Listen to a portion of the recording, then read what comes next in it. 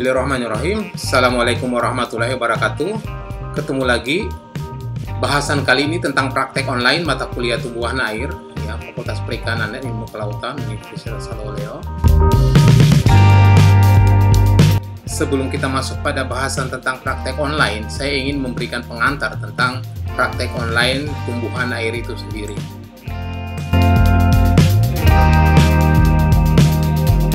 Tumbuhan air umumnya diartikan sebagai kelompok tumbuhan yang mampu beradaptasi untuk lingkungan hidup di dalam air.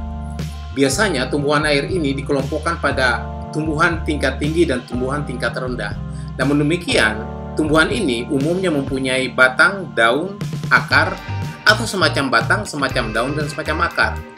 Dan itu mengapung ataupun tenggelam di bawah permukaan air.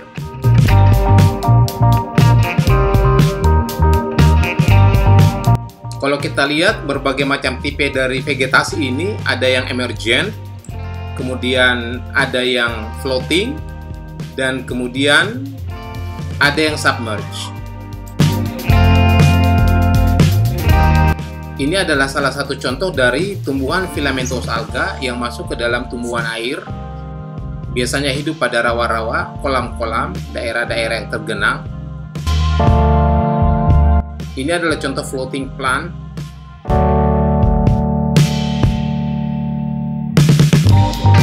Ini juga adalah contoh floating leaf plant. Biasanya beberapa tumbuhan seperti teratai itu masuk dalam kelompok tumbuhan ini. Ada pada daerah-daerah genangan atau daerah-daerah dengan air yang relatif lebih tenang. Ini ada emerged plant.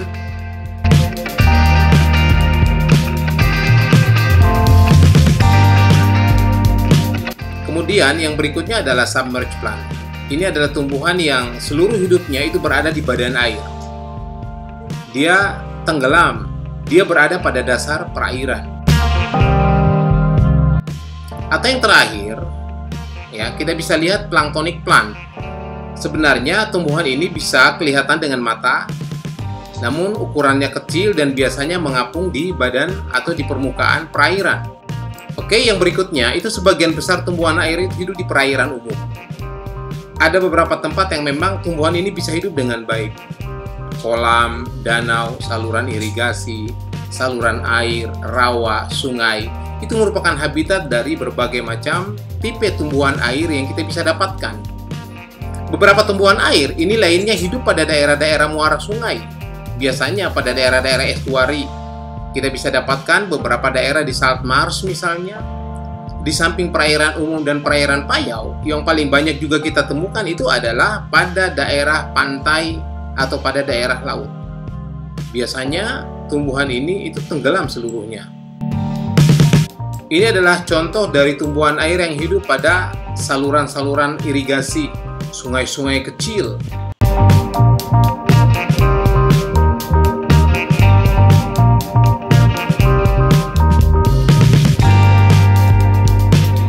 Ini adalah contoh dari berbagai macam tumbuhan yang hidup pada daerah-daerah genangan seperti kolam, waduk, rawa. Banyak tumbuhan air jenis-jenis yang bisa kita lihat. Umumnya tumbuhan air yang hidup di rawa itu ada dua tipe, ya submerged atau yang floating.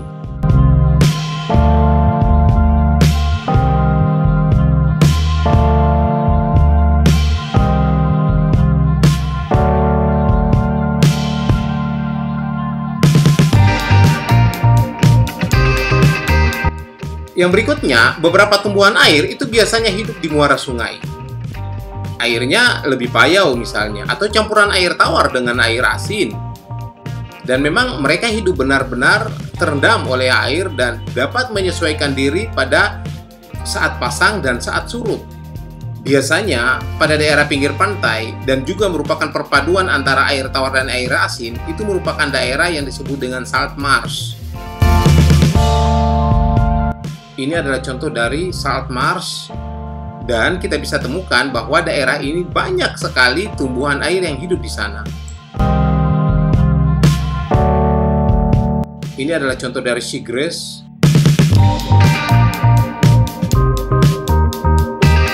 Ini adalah contoh dari salt marsh itu sendiri. Ini adalah contoh dari seagrass.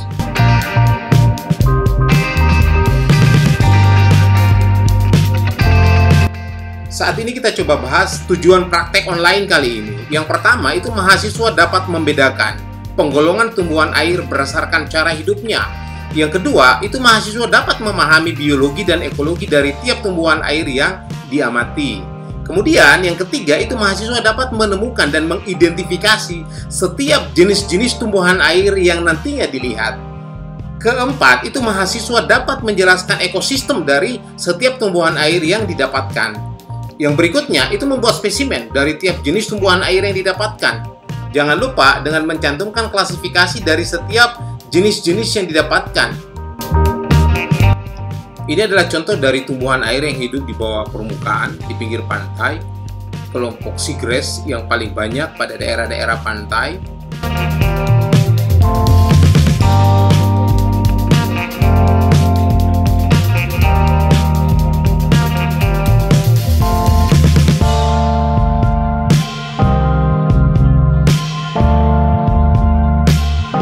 Kemudian bahan dan alat yang digunakan dalam praktek lapang sebagai pemahaman dasar untuk praktek online ini, kita akan coba lihat.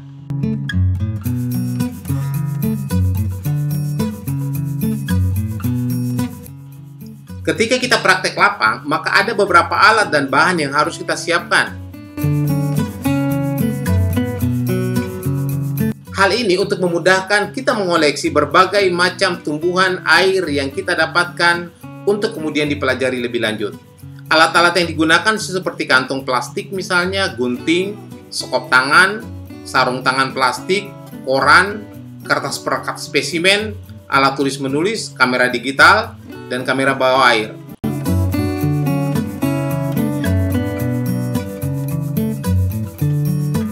Begitu pula dengan pengamatan tumbuhan yang berada pada daerah estuari dan daerah lautan. Yang pertama kita butuh itu snorkel. Berikutnya itu gunting, sikat daun biasanya, sekop tangan, koran, perekat kertas misalnya untuk spesimen, alat tulis menulis, kamera digital, dan kamera bawah air.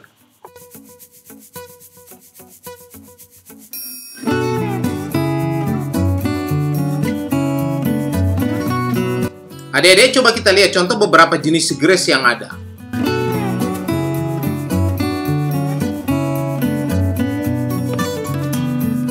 Ini adalah contoh dari halodur. Ini adalah contoh dari Enhalus saccharoides. Ini adalah contoh dari Thalassae. Ini adalah contoh dari Cymodocea.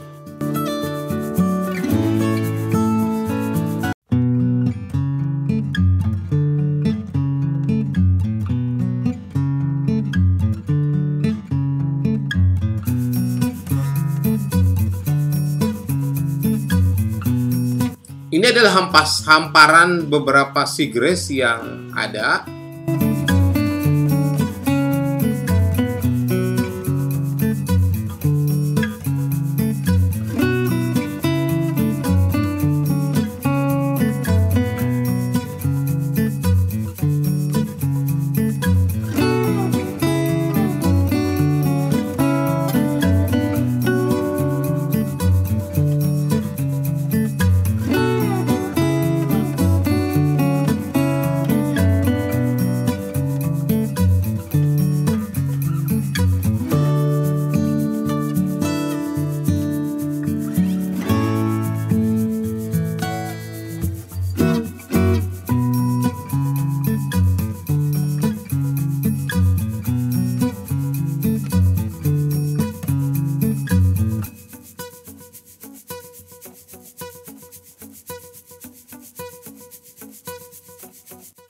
Oke, beberapa contoh dari seaweed kita coba lihat untuk memudahkan kita mengidentifikasi nanti ketika kita menemukan seaweed yang ada pada daerah-daerah pantai yang merupakan daerah praktek kita.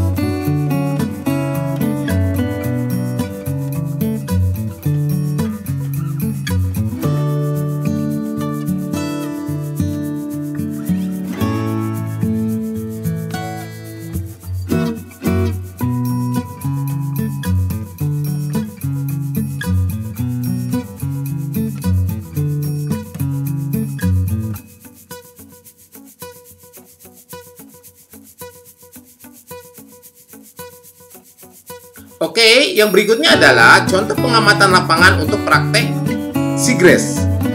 Yang pertama adalah kita mencoba melihat daerah-daerah seagrass yang menjadi sasaran kita untuk melakukan penelitian atau praktek.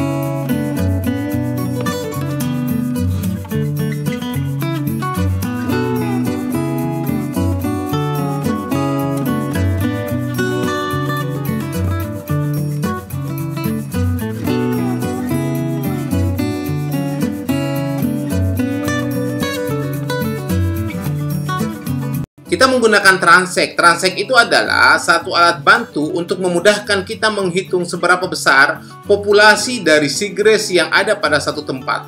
Hal ini memudahkan kita menghitung jumlah populasi per luasan tertentu. Transect juga itu dibantu dengan transect besar dan transect kecil. Ukurannya itu akan memudahkan kita mengidentifikasi dan sekaligus mengamati seberapa besar atau seberapa banyak seagrass yang ada dalam suatu hamparan tertentu. Oke, contoh pengamatan untuk praktek seaweed itu ada beberapa cara. Yang pertama, kita bisa lakukan dengan metode koleksi bebas. Koleksi bebas kita bisa mengambil seaweed pada beberapa daerah-daerah pantai. Ingat, pengambilan seaweed itu wajib dilakukan untuk mengambil seluruh bagian dari tubuh seaweed itu sendiri. Ini sangat penting ketika kita ingin membuat spesimen tentang seaweed, karena seluruh bagian seaweed itu merupakan informasi yang sangat penting untuk mengenal morfologi dari seaweed itu sendiri. Koleksi yang ada di dalam air kita bisa ngambil dengan hati-hati menggunakan alat selam, sehingga seluruh bagian seaweed itu bisa kita ambil dengan baik.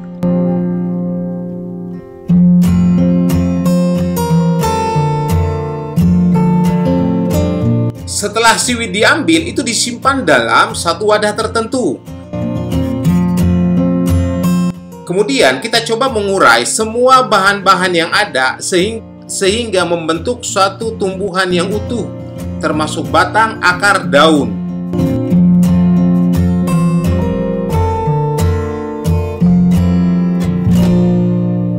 Semua kita bisa jejer ke dalam baki khusus untuk memudahkan kita dalam membuat spesimen.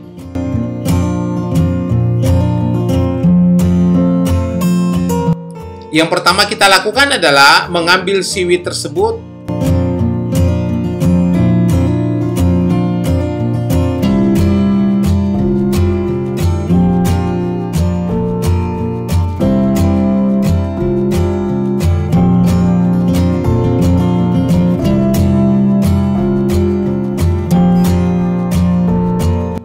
Alat tersebut cukup sederhana.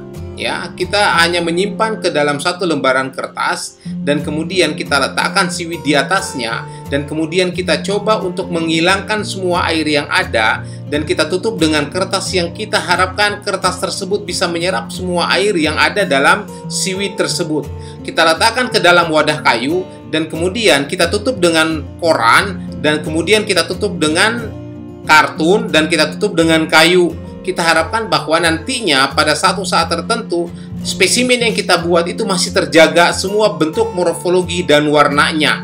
Jangan lupa setelah itu kita berikan semua informasi yang berkaitan dengan koleksi spesimen tersebut, mencakup klasifikasi dari spesimen tersebut. Yang berikutnya adalah kita coba fokus pada tahapan praktek lapang online ini. Ada 8 tahapan yang harus kita lakukan. Yang pertama, kita harus menentukan lokasi praktek lapang. Kemudian yang kedua, koleksi bebas untuk beberapa jenis tumbuhan air. Yang ketiga, identifikasi tumbuhan air yang ada yang didapatkan. Yang keempat, kita coba buat klasifikasinya. Yang kelima, jelaskan ciri morfologinya. Yang keenam, jelaskan habitat dan penyebarannya. Yang ketujuh, jelaskan reproduksinya. Yang kedelapan, itu jelaskan manfaat ekologi dan ekonominya.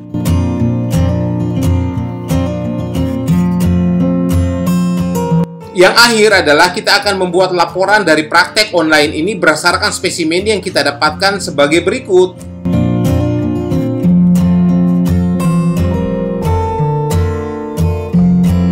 Ini adalah contoh-contoh dari seaweed yang kita dapatkan di lokasi. Anggap bahwa kita menemukan lokasi yang sesuai untuk mengoleksi seaweed. Seaweed yang ada kita coba koleksi dan kita coba mengidentifikasi.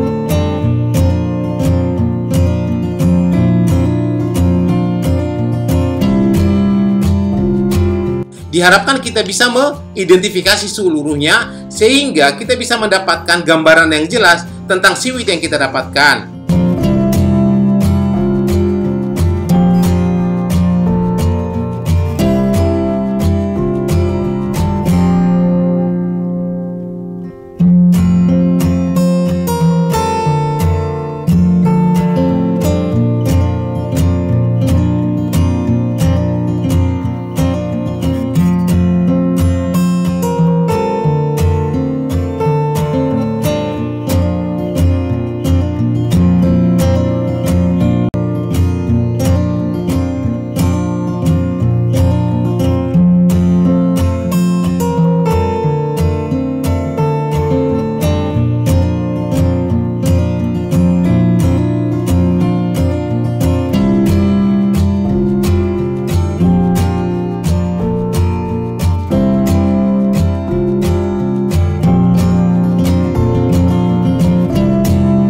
Oke, pada akhir bagian dari praktek ini, kita coba fokus pada bahasan laporan online yang ada. Kita akan mencoba mendapatkan minimal 5 jenis dari seaweed yang telah kita lihat sebelumnya.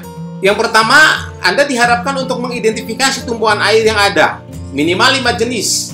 Yang kedua, buat klasifikasinya. Yang ketiga, jelaskan ciri morfologinya. Yang keempat, jelaskan habitat dan penyebarannya. Yang kelima, itu jelaskan manfaat ekologi dan ekonominya. Silakan bekerja dan saya harap ini bisa bermanfaat bagi Anda sekaligus bernilai ibadah bagi kita semua. Wabillahi taufiq wal hidayah. Wassalamualaikum warahmatullahi wabarakatuh.